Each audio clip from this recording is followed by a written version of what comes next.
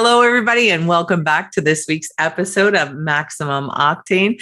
Joining me today is Pam Tures, and I asked her to join me because I just love what she has going on right now in some of the life lessons that she has learned. And there's so many things and lessons that she's going to share with you today that I can't wait for all of you to hear it. Hi, Pam. How are you? Hi, I'm very well. Thank you so much for joining me today. Wonderful. I was happy to be here. Great. So one of the things that I want to make sure everybody knows about, and the links will be in the comments, and we're going to refer back to it, is your business, which is Bee-Potsitive. Want to tell us what kind of business that is?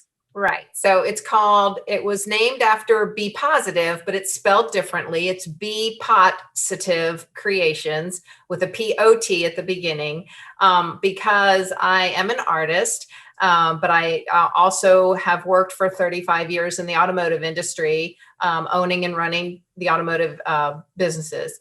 And I was lucky enough to have this wonderful studio opportunity. I've always been very crafty, but I just jumped right in to glassware or glass art.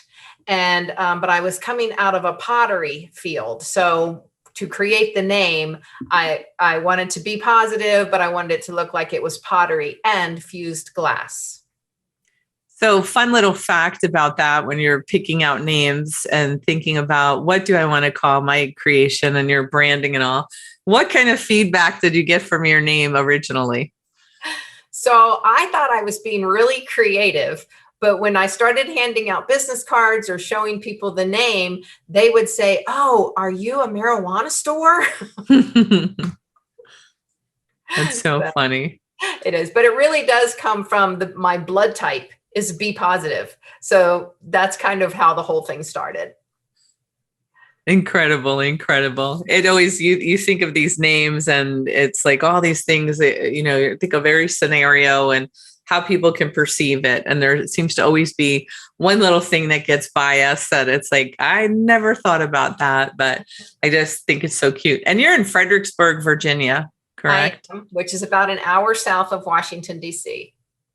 So that's an interesting area to live in. Lots of culture and history and art. And the Smithsonians are pretty close to you, which is one of the things that I definitely want to speak to you about because I love the Smithsonians. It's probably one of my favorite places on earth that I've gotten to visit frequently. And there's something for everyone there. And if anybody has not ever taken the time to go and visit the Smithsonian, I highly, highly recommend it. Whether you like art or don't like art, or there's something for everybody. If it's trivia you like, pop culture, trains, planes, automobiles, lights, there is something for everyone. And you're really robbing yourself of an incredible opportunity if you have not gone to visit there. And I wouldn't, how long do you think it would take to go through all of the museums there? And well, I know there's at least 7 right there in the Federal Triangle on the mall,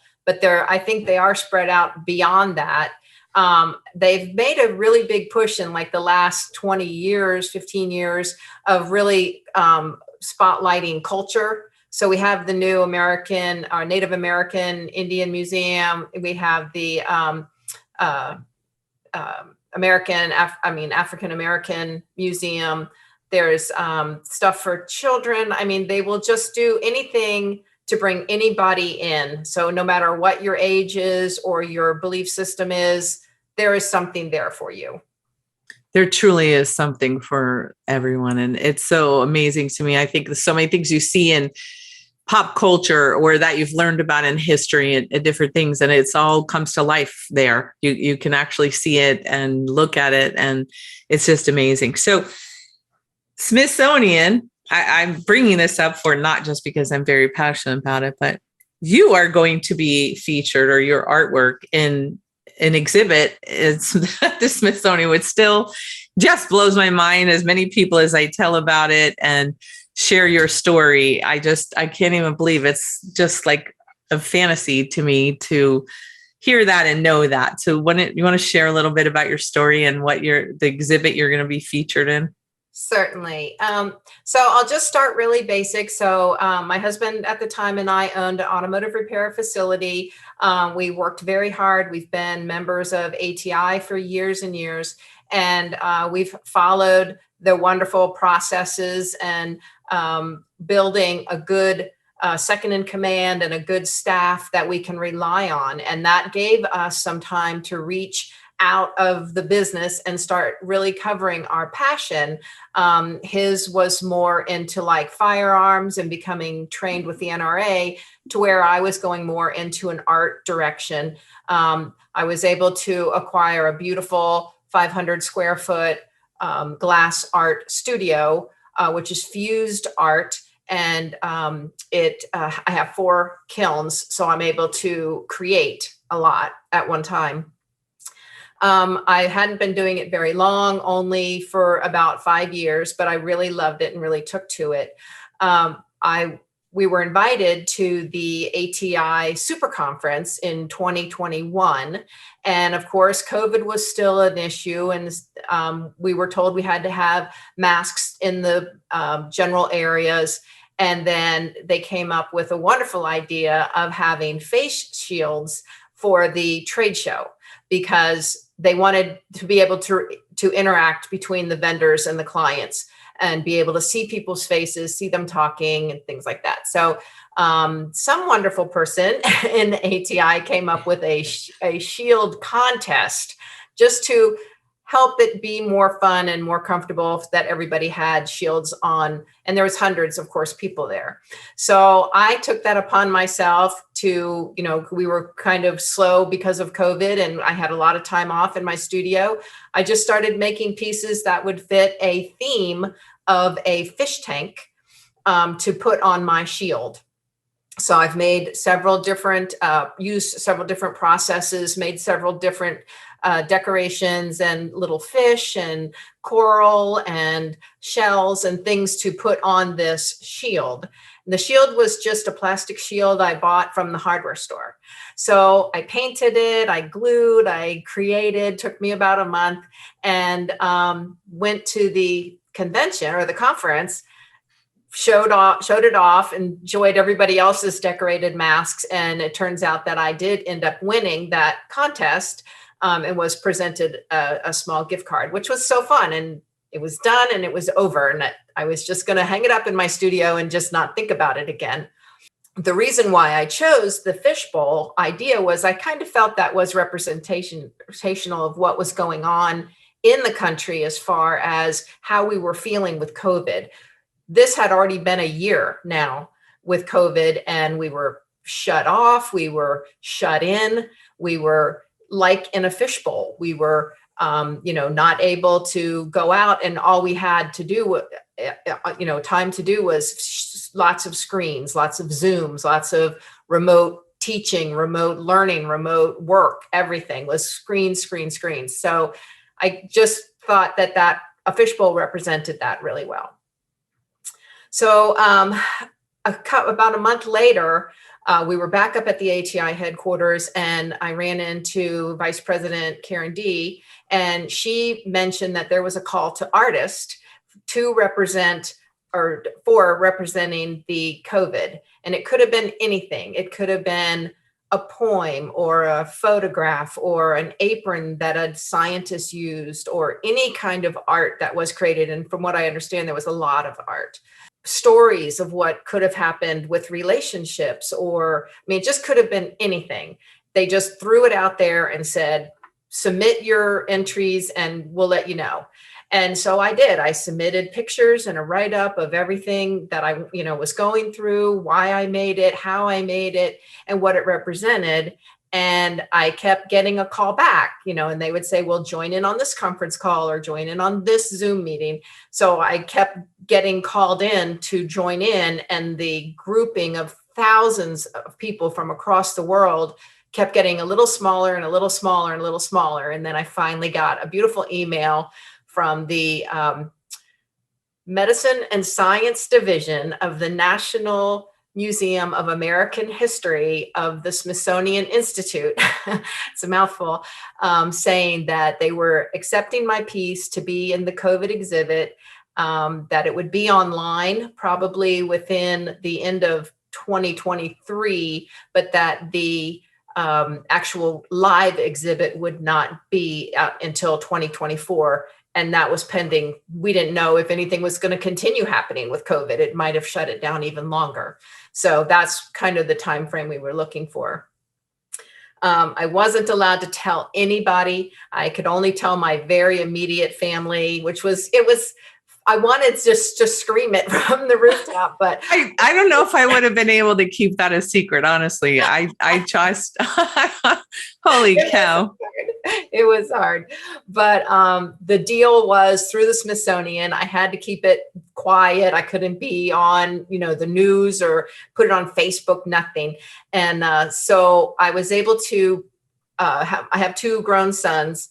So my sons and my mom and I drove up to DC the middle of March, and parts of the Smithsonian's were all still closed down.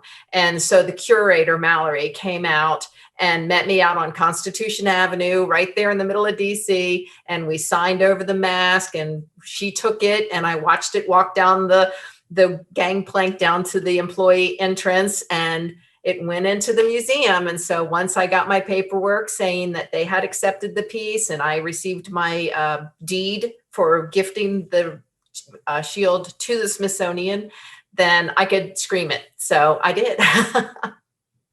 For those of you that can't see me right now, my eyes are tearing up. I don't know why this whole experience and story just moves me so much, because you took something that was very negative, right? COVID. I mean, we can talk about all the wonderful things that resulted from COVID and how people, rose up and started being better people and helping communities and doing things. And there was a lot of positive that came out, but for the most part, it really sucked, right? For lack of a better word, a more eloquent way to say that.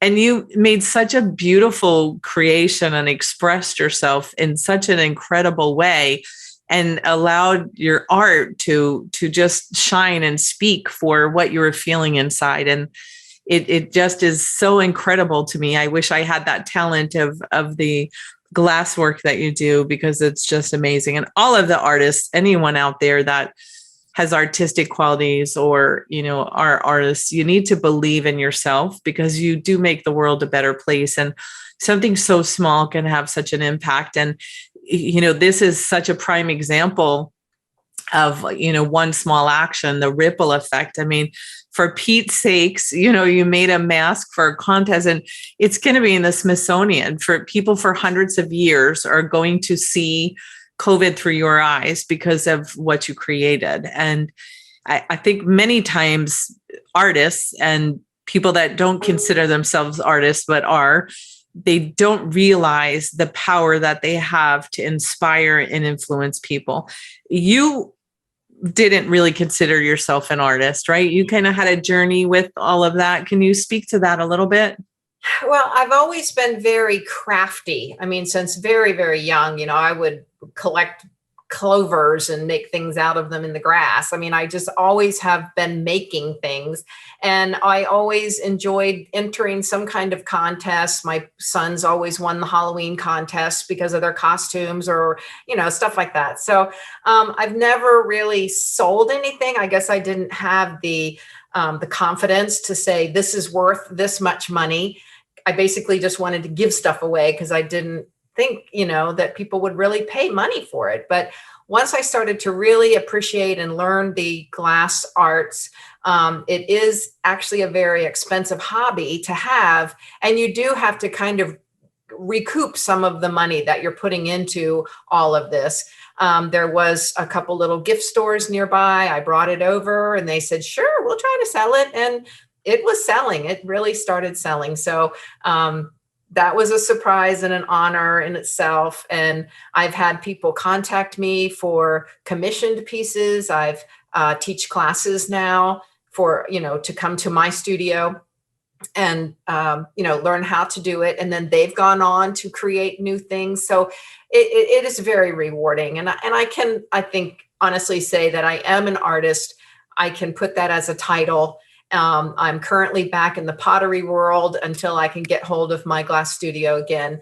But yeah, I can't not create it. It's my outlet of passion and love. What do you think was the turning point before you really believed in your worth and that you could create something that was worthy of people purchasing and buying and displaying? I think just taking the chance. I know it's really hard for people to value themselves, to say that what they do, what they know, or how they do it is of value to someone else. And I think you just say, take the chance. If it doesn't sell, okay, then lower the price or give it away as gifts or send it to a charity to give away as gifts or something. But if you don't take the chance, it's always going to be no.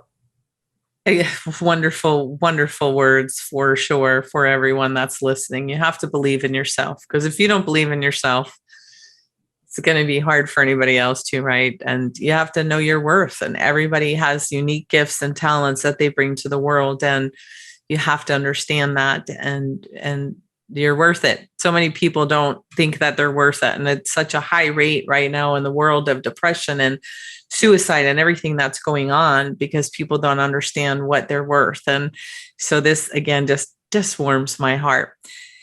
Running a business is a lot of work. It's a lot of work, a lot of years you put in, lot of time, blood, sweat, tears.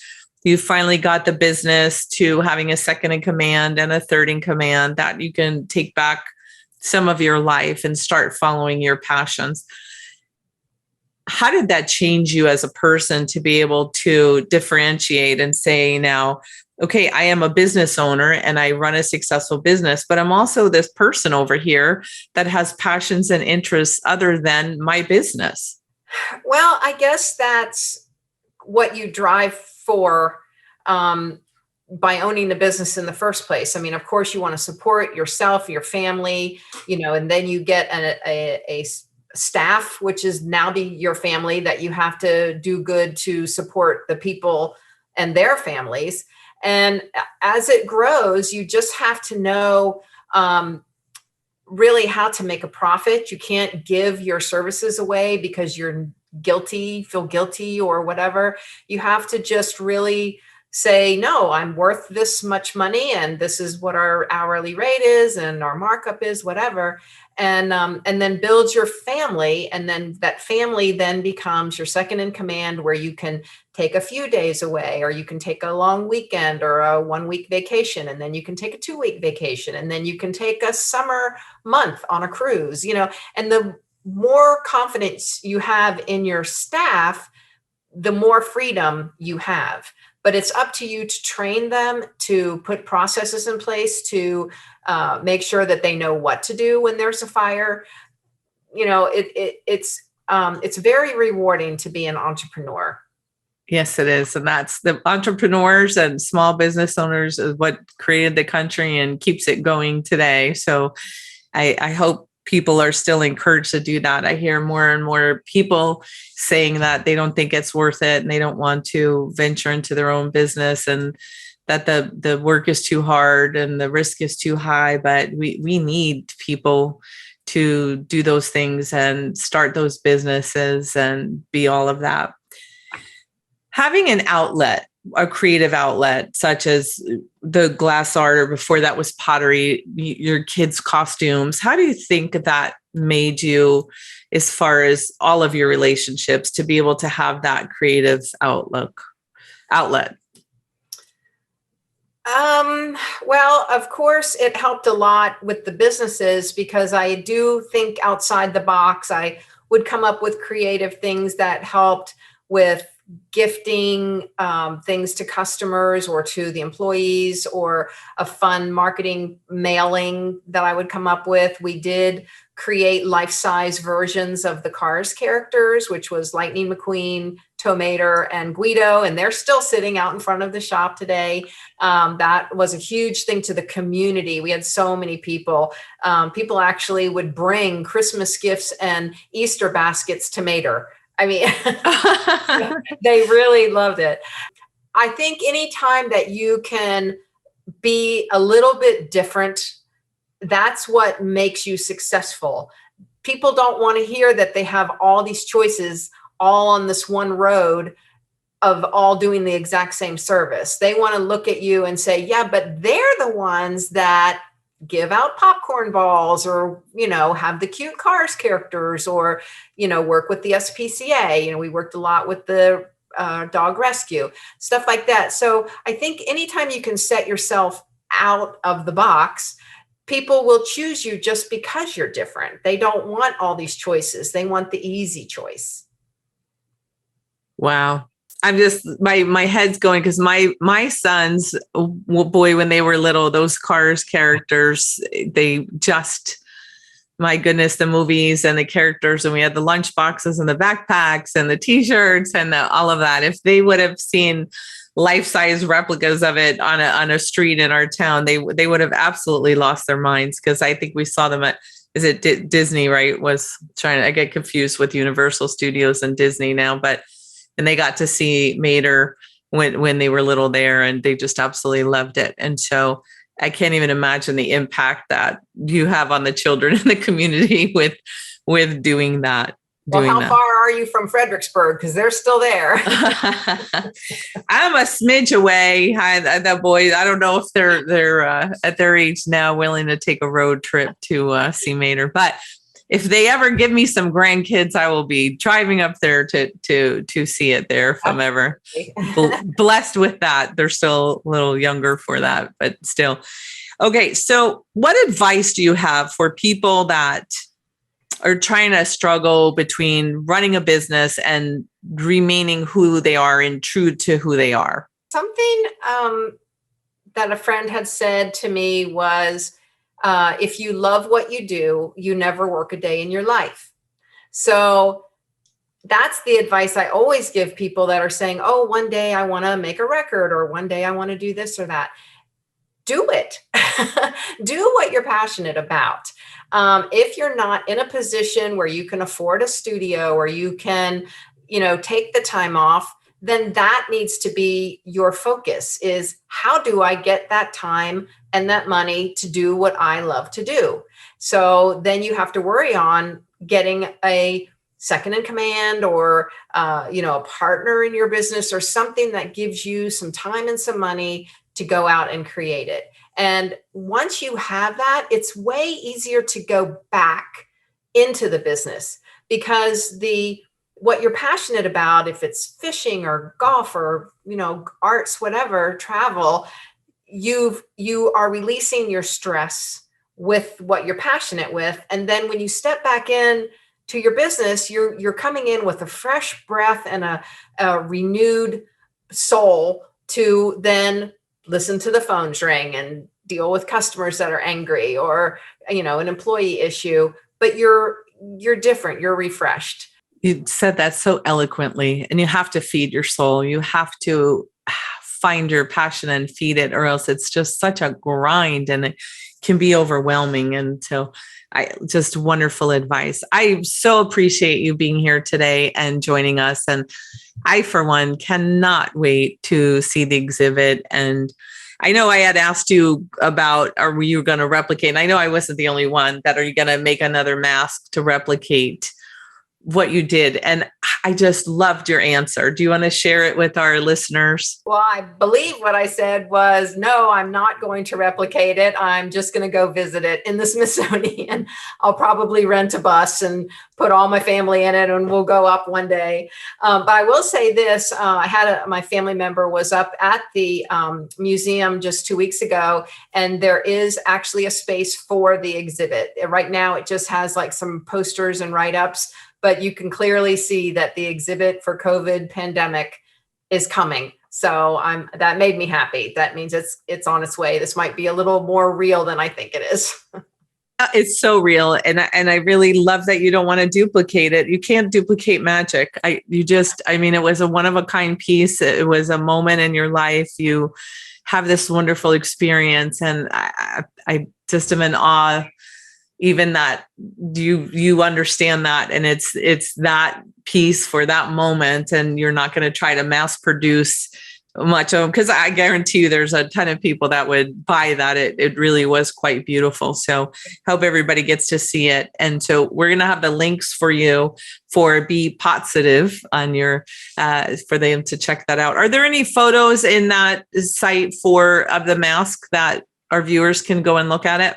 Yes, absolutely. There's photographs and a beautiful video in a light box, so you can really get a nice visual of the how everything is colored and moves. And then, of course, all my other pieces are in there now too. Well, I'm so grateful that I was able to see it firsthand and join in that experience and get to see when the hundreds and hundreds and hundreds of other people saw it for the first time. I mean, I think that's all anybody was talking about the whole evening was, did you see Pam's mask? I mean, it was so incredible. So thank you so much for sharing your story and inspiring us. And if anybody doesn't take anything away from this today, other than you have to believe in yourself and know your worth, and you do make an impact on everyone, and you have to understand that. I hope that's at least what you take with you today. So stay safe, make good choices. And Pam, again, thank you so much for sharing your story. Thank you so much, Kim. Great to be with you.